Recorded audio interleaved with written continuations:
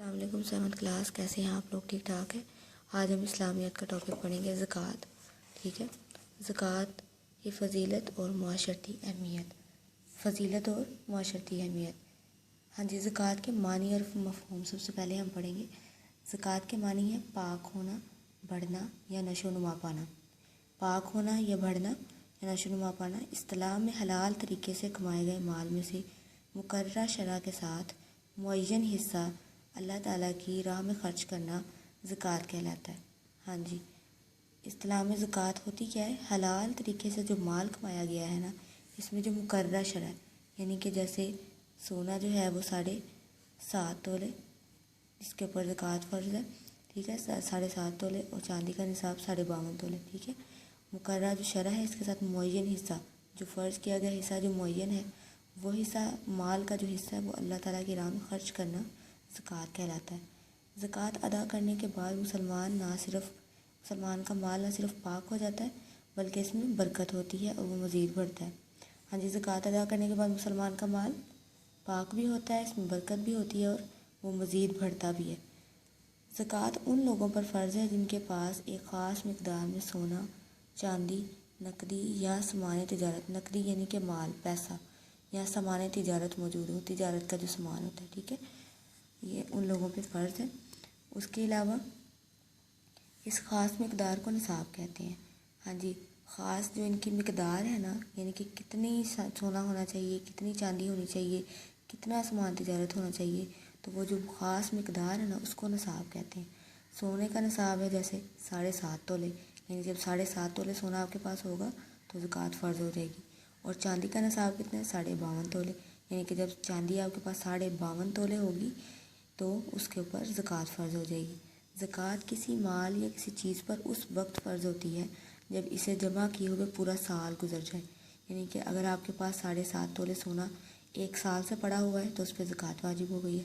اگر چاندی جو ہے وہ 52.5 تولے آپ کے پاس 1 سال سے پڑی ہوئی ہے تو اس کے اوپر زکوٰۃ فرض ہو چکی ہے، یعنی کہ آپ کا مال اگر 1 سال سے جمع آپ نے کیا ہوا ہے، ٹھیک ہے، آپ کے پاس ہے، تو اس کے اوپر زکوٰۃ فرض ہو جائے گی اگر وہ ایک خاص مقررہ شرح کے اندر ہے تو۔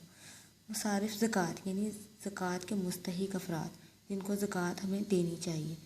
مصارف زکوٰۃ سے مراد زکوٰۃ کے مستحق افراد ہیں۔ ان کی تعداد کتنی ہے؟ 8۔ سورۃ التوبہ میں مصارف زکوٰۃ کی تفصیل بیان کر دی گئی ہے۔ ارشاد باری تعالیٰ ہے سورۃ التوبہ میں، انما الصدقات للفقراء والمساکین والعاملین علیہا والمؤلفۃ قلوبہم وفی الرقاب والغارمین وفی سبیل اللہ وابن السبیل۔ ٹھیک ہے، اس کا ترجمہ ہے جی، صدقات یعنی زکوٰۃ تو مفلسوں اور محتاجوں اور کارکنان صدقات، ٹھیک ہے، جو کارکنان صدقات زکوٰۃ کی محکمے میں شاید کام کرنے والے لوگ ہوتے ہیں، اور ان لوگوں کا جن کی تلیف قلب منظور ہے، اور غلاموں کے آزاد کرانے میں، جو غلام ہیں ان کو آزاد کروانے میں آپ زکوٰۃ کے پیسے خرچ کر سکتے ہیں، قرض داروں کے قرض ادا کرنے میں ان کے پیسے خرچ کر دیتے ہیں زکوٰۃ کے، اور اللہ کی راہ میں اور مسافروں کی مدد کرنے میں بھی۔ ٹھیک ہے، جو مسافر ہیں اگر ان کے ساتھ کوئی حادثہ پیش آ گیا ہے تو ان کی مدد کرنے میں بھی آپ زکوٰۃ کے پیسے خرچ کر سکتے ہیں۔ یہ ترجمہ آپ نے بالکل ایسے ہی لکھنا ہے، ورڈ ٹو ورڈ جیسے یہاں پہ لکھا ہوا ہے۔ ٹھیک ہے، آپ اس کو بالکل بھی چینج نہیں کریں گے کیونکہ سورۃ توبہ کی آیت کا ترجمہ ہے، اسے ہم چینج نہیں کر سکتے۔ زکوٰۃ کی فضیلت اور اہمیت کیا ہے؟ زکوٰۃ اہم ترین مالی عبادت ہے۔ قرآن مجید میں نماز کی ادائیگی کے ساتھ ساتھ زکوٰۃ دینے کا بھی حکم دیا گیا ہے۔ ہاں جی، نماز کے ساتھ ساتھ کس کا حکم دیا گیا ہے؟ زکوٰۃ دینے کا بھی حکم دیا گیا ہے۔ اس کے علاوہ دیکھیں نیکسٹ پیج پہ اللہ تعالیٰ کا ارشاد ہے، وَأَقِیمُوا الصَّلَاةَ وَآتُوا الزَّکَاةَ، سورۃ البقرہ کی آیت ہے، اور نماز قائم کرو اور زکوٰۃ ادا کرو۔ ٹھیک ہے، یہاں پہ سب سے پہلے آپ نے یاد کیا رکھنا ہے؟ زکوٰۃ کے معنی اور مفہوم آپ نے اچھی طرح سے یاد رکھنا ہے۔ زکوٰۃ کے معنی پاک ہونا، بڑھنا یا نشو و نما پانا، اور اس کا مفہوم کیا ہے؟ حلال طریقے سے کمائے گئے مال میں سے مقررہ شدہ کے ساتھ معین حصہ اللہ تعالیٰ کی راہ میں خرچ کرنا زکوٰۃ کہلاتا ہے۔ زکوٰۃ ادا کرنے کے بعد مسلمان کا مال نہ صرف پاک ہو جاتا ہے بلکہ اس میں برکت ہوتی ہے اور وہ مزید بڑھتا ہے۔ ٹھیک ہے، یہ معنی اور مفہوم اپنے اچھی طرح سے اس کو یاد رکھنا ہے۔ ٹھیک ہے، یہ آپ کے کویسچن بھی بنتا ہے۔ ٹھیک ہے، یہ معنی اور مفہوم آپ کے آ جاتا ہے۔ اس کے بعد آپ نے مصارف یاد رکھنی ہے۔ مصارف کون کون سے ہیں یہ آپ نے ترجمہ اس میں یاد رکھنا ہے۔ کتنے مصارف ہیں؟ 8 ہیں۔ ٹھیک ہے، آپ کو MCQ آ سکتا ہے کتنے مصارف ہیں؟ 8 ہیں۔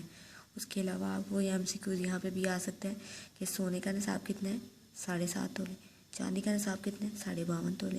یہ بھی MCQs آپ کو آ سکتا ہے کہ زکوٰۃ کن لوگوں پہ فرض ہے. کوشچن بن کے بھی آ سکتا ہے. ٹھیک ہے، کن کے اوپر فرض ہے؟ جن کے پاس ایک خاص مقدار میں سونا، چاندی، نقدی یا سامان تجارت موجود ہو. ٹھیک ہے، اور اس خاص مقدار کو کیا کہتے ہیں؟ نصاب کہتے ہیں. یہ بھی آپ کا MCQs بنتا ہے. خاص مقدار کو کیا کہتے ہیں؟